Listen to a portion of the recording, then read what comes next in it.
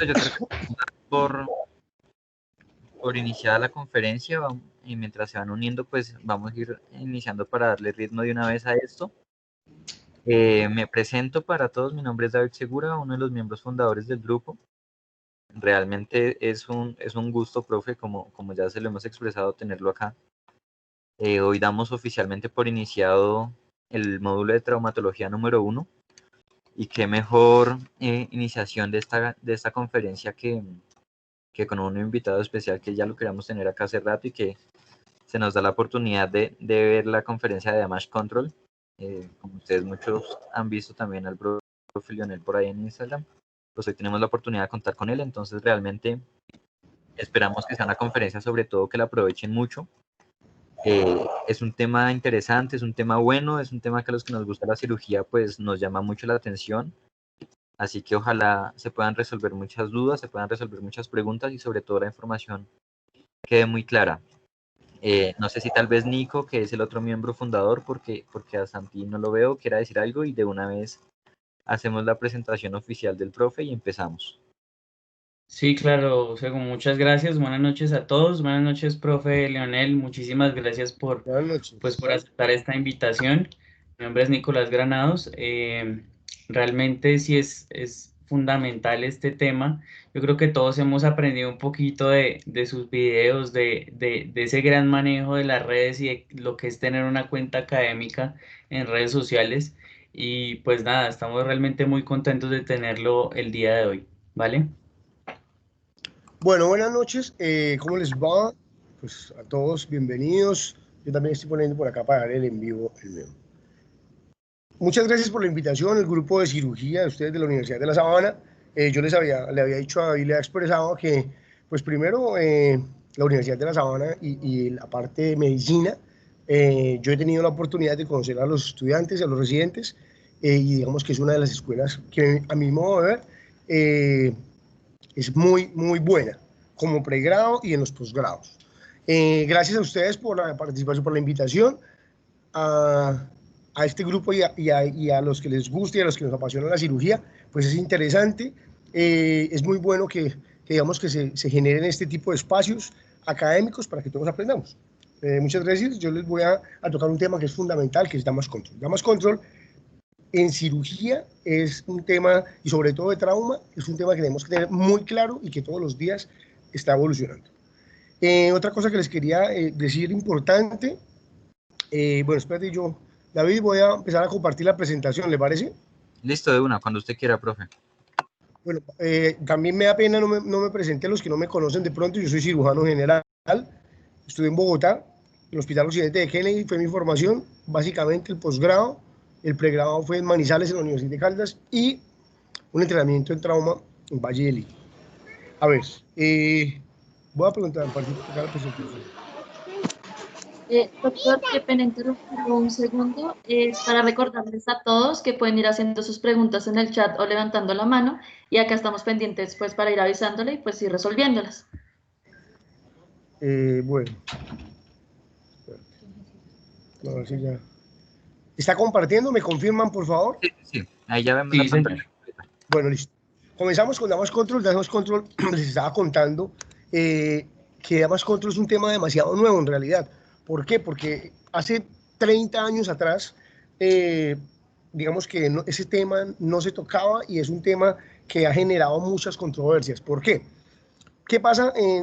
¿Por qué salió este tema de Damage Control? Sobre todo los pacientes politraumatizados. A veces llevaban pacientes demasiado complejos, heridos, con traumatismos severos de tórax y de abdomen, que digamos nos llevaban mucho tiempo quirúrgicamente repararlos completamente. ¿Y qué pasaba? Todos esos pacientes que llegaban muy graves con lesiones intraabdominales, generalmente vamos a hablar sobre todo de trauma abdominal porque también el tórax se puede hacer, los pacientes se morían. ¿Se morían por qué? Porque los pacientes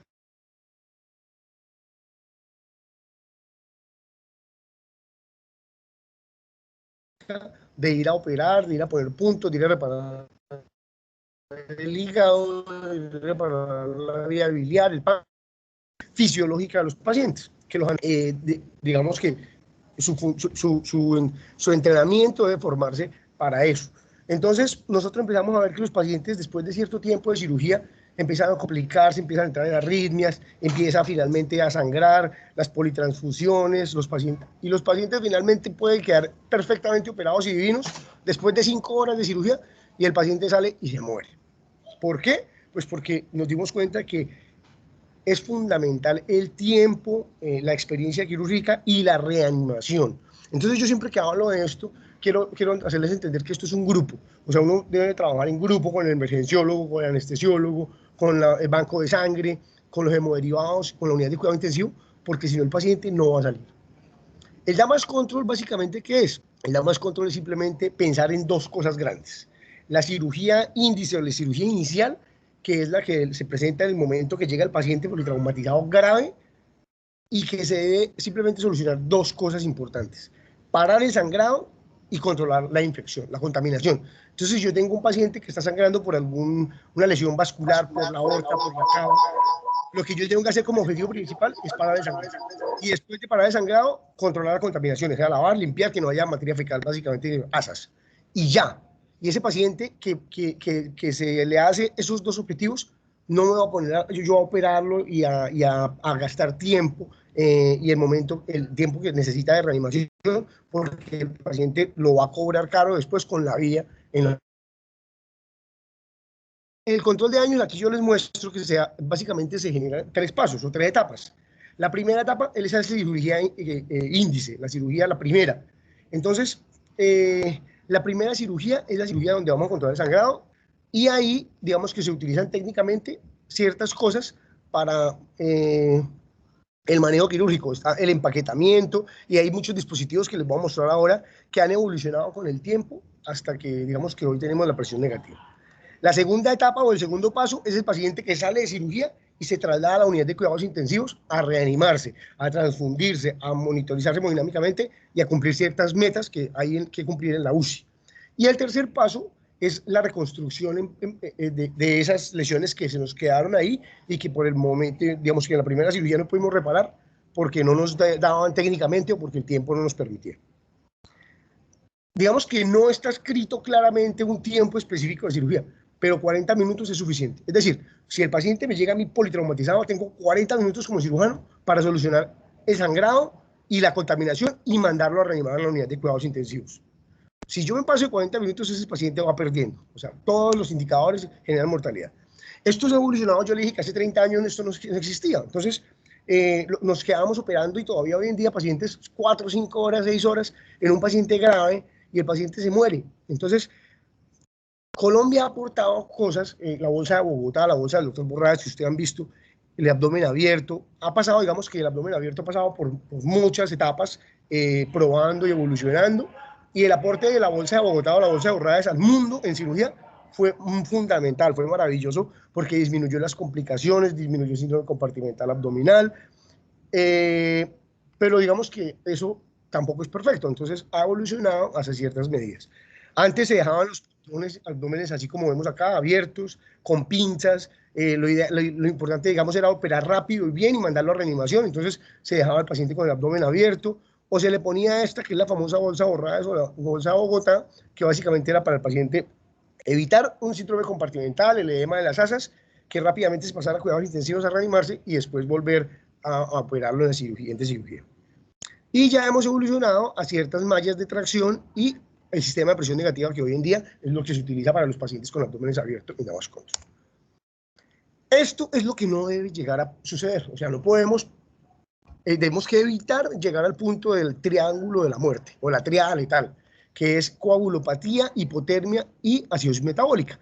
Esas 3 cosas fundamentales tenemos que tratar o sea, como cirujanos yo y el anestesiólogo tiene que estar enfocado en no dejar llegar al paciente a ese punto, porque eso es un círculo vicioso.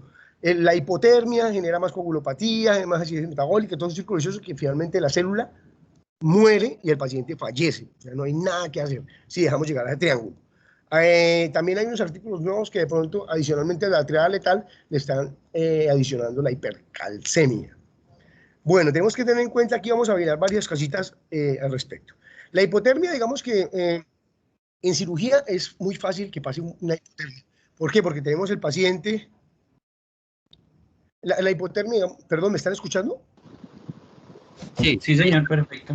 Bueno, la hipotermia, digamos que tenemos que tener en cuenta que nosotros desde que llega el herido, yo tengo que pensar en eso. Entonces, cuando el paciente llega choqueado, con la volemia en la cavidad abdominal, cuando llega hipotérmico, cuando llega y lo tiramos en la camilla está fría, las sábanas mojadas, la ropa mojada de sangre y demás, todo eso genera que eso vaya empeorando y se forma una bola de nieve, ¿sí? Tenemos que tener en cuenta que hay varios, digamos, los mecanismos de hipotermia, ¿cuáles son? La convección, la conducción, la evaporación, todos esos mecanismos generan que el paciente pierda calor. Cuando dejamos las sábanas y la ropa mojada, cuando lo ponemos en superficies frías, para eso hay mantas, para eso los líquidos deben ser calientes, calentados en un microondas. Todos, digamos que en un sitio de trauma deben haber protocolos establecidos y todas esas cosas deben tener específicamente asignaciones, o sea, la auxiliar ya sabe qué tienen que hacer, ya saben que los líquidos tienen que ser calientes, la instrumentadora también, es decir, todo eso son protocolos que se deben establecer en las instituciones. La acidemia metabólica, definimos la acidemia menor de pH 7.35. El lactato alto es, digamos, que el único parámetro objetivo que tenemos para medir hipoperfusión. O sea, cuando hablamos de choque, hablamos de un paciente que está con la presión caída y que la célula está en un metabolismo anaerobio porque no tenemos oxígeno o sangre por algún motivo, porque no tenemos volemia, porque no tenemos sangre, porque está hipoxémico, por todas esas cosas. Entonces, el lactato, digamos que es un indicador muy importante de hipoperfusión en los pacientes traumatizados. El lactato y la acidemia metabólica, digamos que deben ir en conjunto y se deben corregir y debemos estar pendientes y atentos a que el paciente no nos caiga en una acidemia metabólica porque eso es otra vez un círculo vicioso y una variable que genera más mortalidad. La otra cosa que tenemos que tener en cuenta es la coagulopatía. ¿Qué pasa? Hay coagulopatía ilusional. Esto es muy importante porque también teníamos en cuenta, ustedes han visto que cuando los pacientes llegan o el herido lo recoge la ambulancia o en el centro de salud o al tercer nivel, se le cuelgan así con 2 bolsas de solución salina o de lactato por vena y vena. Entonces hay que tener en cuenta que también todo eso ha cambiado.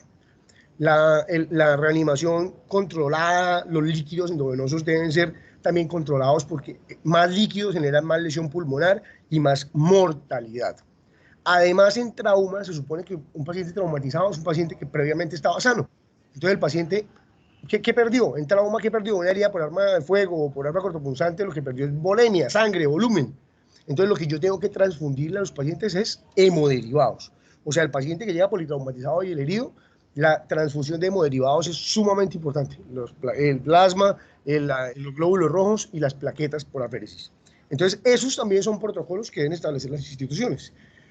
¿Qué pasa? Si yo le pongo más líquidos fríos, más hipotermia, más coagulopatía, más acidemia, diluyo más los factores de la coagulación y demás, más sangrado, y el paciente se muere. Esas 3 cosas son las que hay que evitar en un paciente traumatizado. ¿A qué paciente se le hace el damage control? Porque ustedes dirán, bueno, entre el paciente que llega con una arma cortopunzante o arma de fuego abdominal o torácica, pues no todos requieren pasar por damage control. Digamos, no hay unos parámetros establecidos específicos y tenemos que tener en cuenta que todos los pacientes son diferentes. Pero los pacientes más graves, y ya les voy a mostrar cómo medimos esa gravedad, tenemos que pensar en el damage control. Esto, por ejemplo, estos indicadores son unos, digamos, para tener en cuenta, indicadores de control de daño. Entonces, ¿cuáles son? A ver, yo sí quería mostrarles acá. Bueno, la hipotermia, paciente que está hipotérmico, paciente en acidemia, la base exceso en los gases arteriales mayor a 8, el lactato mayor a 4, coagulopatía, y los pacientes choqueados, o sea, el paciente que llega con inestabilidad hemodinámica, con sangrado, ese paciente, yo como cirujano, el paciente me está entrando a cirugía, al quirófano, yo ya tengo que ir con la mentalidad o en la mente, yo tengo que saber, primero, qué estrategias voy a hacer. Uno como cirujano, antes de entrar al quirófano, debe tener un plan A, un plan B y un plan C, para cirugía programada y para cirugía de urgencia. El trauma genera mucha adrenalina porque, aparte que es acción pura, usted debe tener clarísimos los conceptos, debe pensar ya qué voy a hacer acá, si el paciente lo estoy abriendo y yo ya estoy pensando, le voy a encontrar una lesión de la cava, le voy a encontrar una lesión de la aorta, le voy a encontrar una lesión pulmonar, le voy a encontrar el corazón, o sea, yo ya tengo que tener en mi cabeza ciertos pasos y que dependiendo de lo que encuentre, qué voy a hacer, y si no, tengo que tener otra opción, y si no, otra opción. Entonces, Cuando el paciente me está entrando al quirófano, yo desde que entro, ya digo, este paciente es Downs Country. O sea, es indicación de que yo primero lo recupere, lo salve, para después ponerme a yo a construir y a suturar asas. Entonces, digamos que el abdomen, la otra cosa importante dentro de todos estos puntos es el cierre temporal de la pared abdominal, es decir, en el momento que llega el paciente politraumatizado grave, yo no me voy a poner a pensar en ponerle el puntico de la tripa y ponerme a ver que va a ser una hernia, no.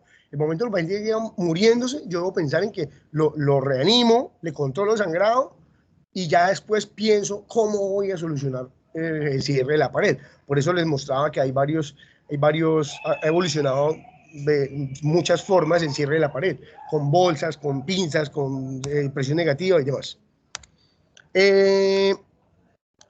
La reanimación, que esto es un manejo conjunto entre un grupo quirúrgico. Por eso les digo, porque anestesiología y reanimación son los encargados, digamos, de liderar la reanimación del paciente, pero yo como cirujano debo tener clarísimo de que este paciente es un paciente grave, que solamente lo va a controlar el sangrado y estar también hacia el visoscopio. Yo como cirujano leal, yo opero, pero yo voy mirando el visoscopio. O le digo al anestesiólogo, ve, ¿cómo vamos? Ve, la presión, ¿cuánto está? ¿Ya tiene el vasopresor? ¿Cuánto está? O sea, yo también es mi paciente, el líder, los líderes de la reanimación son el anestesiólogo y el cirujano. Yo personalmente, cuando yo tengo un paciente, yo no la asumo, pero sí estoy muy atento a qué pasa, qué falta. Ya pidieron el paquete para transfundir los glóbulos rojos, el paciente está orinando, no sé qué, porque todo eso es importante. Por eso les digo que en trauma es apasionante, porque usted debe tener conceptos claros, actuar, pensar, operar, pensar en qué va a pasar. O sea, todo eso es un proceso, digamos, de años en que uno lleva todo eso a la práctica, porque no es fácil, no es nada fácil, menos en ese, digamos, en ese momento de trauma, como la adrenalina, todo el mundo está corriendo. Y ese paciente es un paciente que está muy grave. Entonces, ¿cómo hacemos la reanimación inicial? Entonces, prevenir el colapso hemodinámico. O sea, eso ya es del anestesiólogo, ellos ya utilizarán los medicamentos que mejor convengan para una inducción rápida, bien sea tomidato, usualmente digamos, como el que menos complicaciones tiene hemodinámicas, pero eso ya después del anestesiólogo. Corregir la hipotermia, la acidemia y la coagulopatía, o sea, pensar en lo que les estaba diciendo. El anestesiólogo y el grupo de cirugía ya debe tener líquidos. Cuando está subiendo el paciente, ya los líquidos están calentando allá en el horno microondas, está subiendo el agua como lo tengan, ya están pidiendo el concentrado globular, ya están pidiendo la manta térmica, estamos quitándole la ropa sucia y húmeda al paciente. El quirófano se apaga en la sala del aire acondicionado, pues mientras comenzamos la reanimación, porque el paciente hipotérmico también es un paciente. Restablecer la precarga y la presión arterial. ¿Cómo se restablece? Pues, ¿qué pasa? Pues si yo tengo un herido, un roto en la cava o en la aorta, pues lo que está perdiendo es sangre. Entonces, ¿cómo la restablezco? Lo que les decía, no es con el montón de líquidos y de cristaloides, no, es con sangre. Yo lo que necesito es sangre en ese momento, entonces el banco de sangre es fundamental en un sitio donde sea un nivel de trauma 1. Los vasopresores se deben utilizar de forma, pero no con el objetivo, sino para mejorar, digamos, la presión arterial media. Las soluciones recomendadas para la reanimación inicial, ¿cuáles son? Pues soluciones isotónicas, es decir, solución salina normal, 0.9%, y el lactato de benzo. Los vasopresores son indicados, o sea, desde que llega el paciente también, pues se le pide los líquidos, se llena de volumen, se le pide los concentrados, la transfusión para transfundir glóbulos rojos, plasma, y además iniciar de una vez, usualmente con norepinefrina. Tenemos que tener en cuenta esto que les mostraba acá, básicamente es muy importante porque uno se pone a operar y se olvida, y el anestesiólogo también se mete en su cuento y todo, y se nos olvida que el paciente está desnudo, que está en una sala con el aire a 16, que está con sangre por todos lados. Entonces, todas esas cositas que parecen tontas, que parecen sencillas, que no le quite la ropa, que le deje mojado, todo eso suma para que el paciente se beneficie o se complique. Lo que les decía de la acidosis láctica, básicamente es ¿por qué? Pues porque el paciente entra en un estado de anaerobio. Entonces, ¿qué pasa? El paciente, si no tiene sangre suficiente, si el paciente tiene un shock por algún motivo, por un sangrado, si el paciente está hipoxémico, está prácticamente en un estado en extremis, pues lo que hace la célula es tratar de sobrevivir y lo que genera es anaerobio, ¿qué? Un metabolismo anaerobio y que genera y el producto de ese metabolismo anaerobio es el ácido láctico, el lactato, que es lo que les decía, que digamos que es como la única forma o parámetro objetivo que yo tengo para medir choque o hipoperfusión, que es el lactato. Medir el lactato menor de 2 debe ser idealmente. Entonces les estaba contando los 3 pasos. Entonces la intervención inicial, la cirugía cuando llega el paciente, damage control. 2, pasar a la UCI a reanimar, y 3, la cirugía o las que necesite para reparaciones. En la cirugía inicial les quiero mostrar esta foto porque básicamente lo que quiero que vean es eso, se llama hiladillos. Si me dicen si los ven acá, lo que tiene, digamos, por ejemplo, este paciente tenía varias lesiones, pero dentro de esas tenía una lesión grado 5 del intestino delgado. ¿Qué es esto? O sea, un estallido. Yo, en el momento del damage control, lo que hago es limpiar, el control de sangrado y la contaminación, lavo para que no haya materia fecal. Pero, por ejemplo, eso se llama hiladillar un intestino delgado. ¿Qué es? Pues simplemente ponerle esos hiladillos blancos, o bueno, ya se ven rojitos por la sangre, y amarrar el intestino. Y ya, y lo mando a reanimar a la UCI un día, 24 horas, y después lo paso cuando ya esté reanimado a hacerle la anastomosis.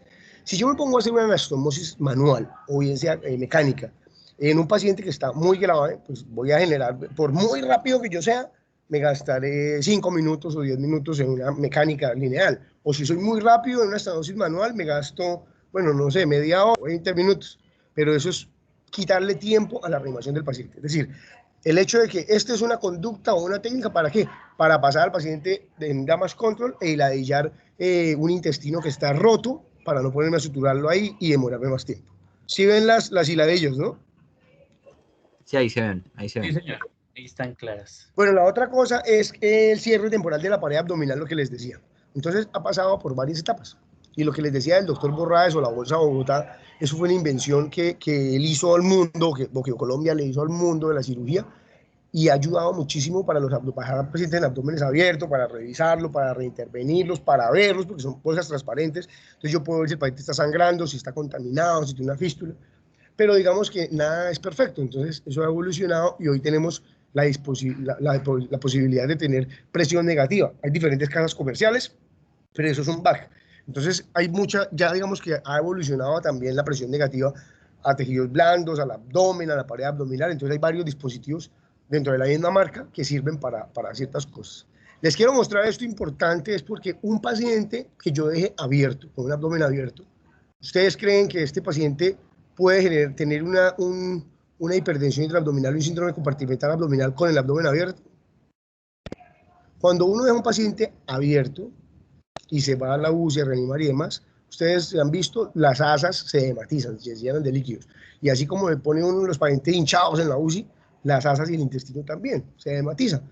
Entonces, eso, a pesar de tener los abdómenes abiertos, se ha demostrado que los pacientes sí pueden tener síndrome compartimental abdominal, a pesar de tener bolsas de Bogotá o tenerlos en sistema de presión negativa. Lo que les decía, es muy importante trabajar en grupo conjunto desde que el paciente llega, ni siquiera desde que llega a urgencias. Lo ideal sería trabajar desde la fase prehospitalaria, en los sitios, digamos, países desarrollados donde hay más experiencia. Desde la fase prehospitalaria el paciente debe ir pensando en controlar la triada de la muerte, en llegar rápido, en transfundir, en hemoderivados, en mantas calientes, líquidos calientes y demás. La reanimación posterior en la unidad de cuidados intensivos idealmente es donde se debe realizar. Pues, ¿qué pasa? Digamos que tiene también que cumplir ciertos objetivos, que tenga una presión arterial media adecuada, una buena frecuencia, una buena diuresis, evitar la falla renal. Y lo que les decía es muy importante de la transfusión de hemoderivados. O sea, hoy en día los pacientes que llegan politraumatizados se debe activar un código de trauma, y en el código de trauma también se debe activar la transfusión masiva, dependiendo de los protocolos que se establezcan en instituciones. Hay paquetes, por ejemplo, de 2 unidades de glóbulos rojos, 4 de plasma, 4 de plaquetas. Eso depende del protocolo que tengan en la institución. La reanimación se hace en unidades de cuidados intensivos y pues obviamente con todos lo que se requiere. Soporte vasopresor, soporte ventilatorio, soporte nutricional, si necesitan nutrición enteral, parenteral, pero eso digamos que son, todo lo que les digo tiene mucho tema de qué hablar. Es decir, hay, la nutrición, por ejemplo, parenteral o enteral no se puede iniciar en las fases iniciales porque hay ciertas fases de desplomes nutricionales y por alteraciones metabólicas y por alteraciones endocrinológicas del trauma, digamos que no se puede iniciar desde el comienzo. Pero todo eso hay que tenerlo siempre en la cabeza cuando tenga un paciente en la unidad de cuidados intensivos.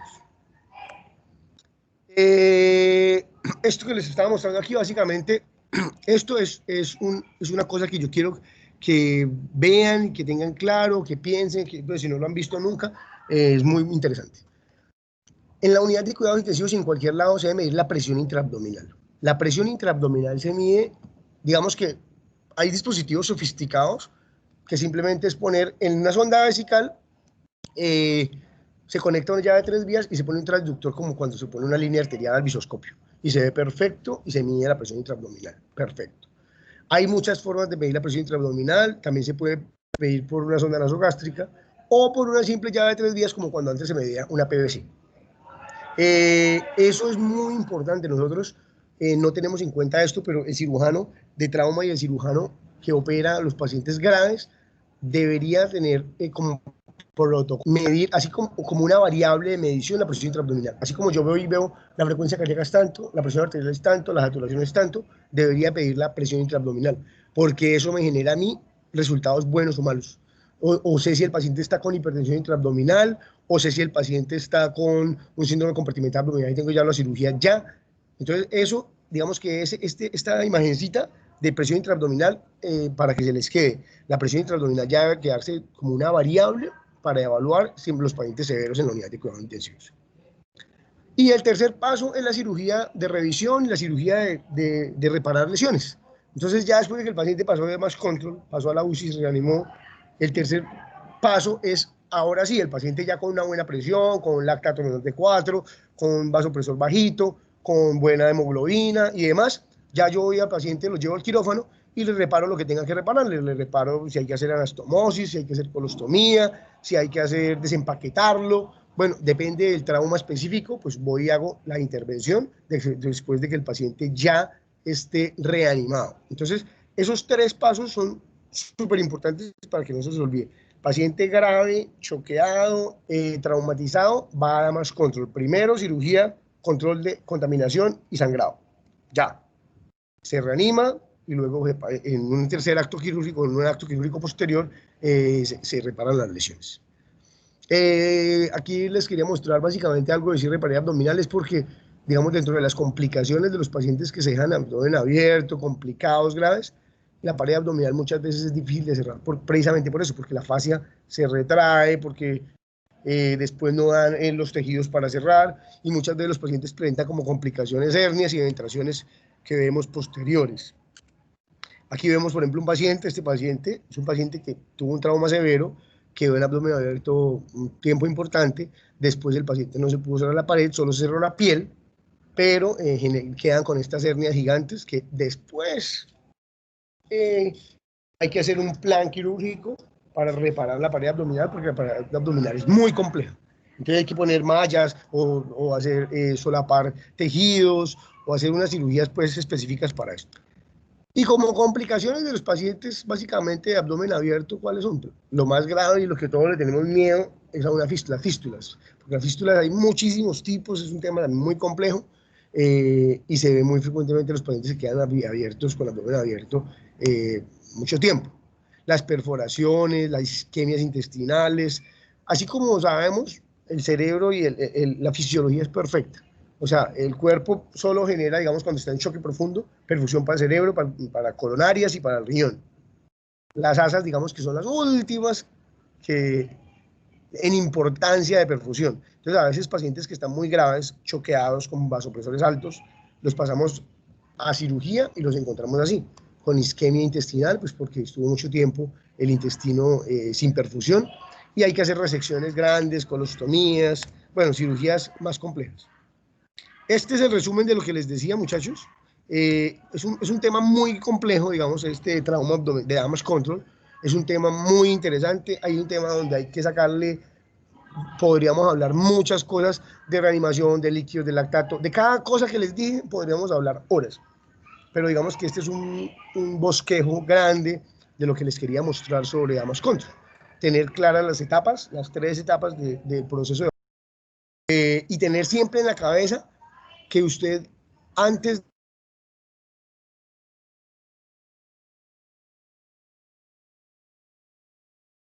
voy a poder darle tal cosa, si no te encuentro esto, no voy a encontrar tal cosa.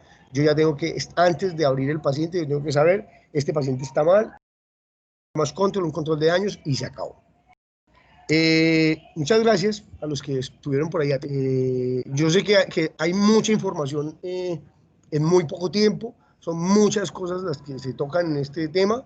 De pronto no es fácil, a los que no están familiarizados con esto, pero traté de hacerles un resumen ahí grande a todos. David. Sí, profe.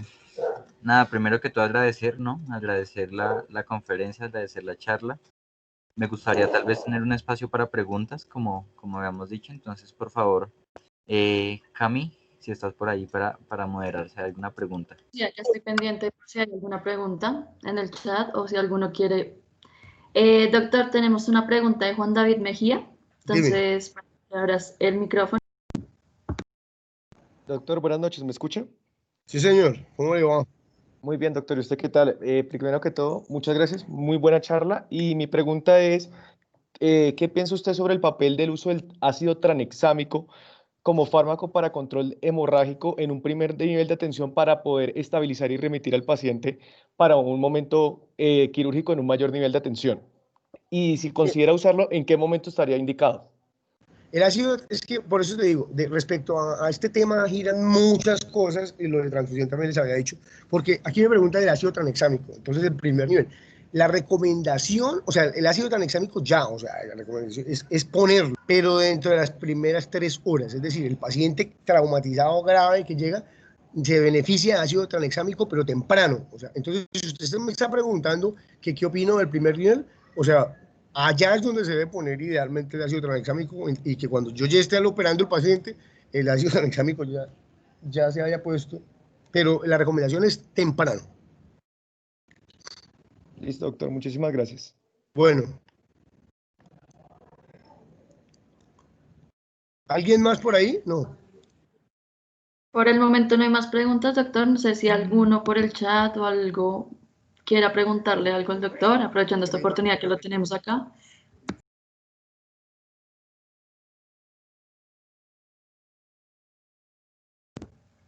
Doctor, tenemos una participación de María Alejandra Bautista, que tiene una pregunta. Sí. Hola, Doc, buenas noches. ¿Cómo estás? Buenas noches. Una pregunta. Yo soy rural en un primer nivel de atención y digamos que yo lo único que tengo como para sustituirle la olemia a los pacientes son los sustitutos de plasma. Pues es lo único. ¿Cuáles? Eso, el gelafuside es lo único que hay. Entonces no sé si está indicado ponerlo o en un paciente o si es mejor solamente le pongo el ácido tranexámico y me lo llevo de una vez a un tercer nivel. Mire, eso también ya está mandado a recoger. Es decir, hoy en día un paciente traumatizado, la reanimación yo les hablo de trauma, ¿no? Porque es diferente el paciente traumatizado al paciente séptico, pues por otra causa.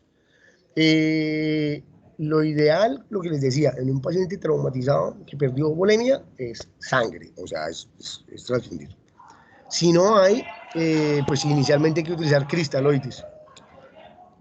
La recomendación en cuanto a esos como coloides y gelatinas y extranos y todas esas, digamos, sustitutos de la sangre o del plasma, digamos que hoy en día no tienen ningún peso, aparte que por costo-beneficio tampoco sirve, son muy costosos y en realidad no sirven. Entonces la recomendación, si no tienes nada, pues con cristaloides y remite al paciente. Listo, gracias, Doc. Además de que el precio es carísimo. No sé cuánto, pero es muy costoso.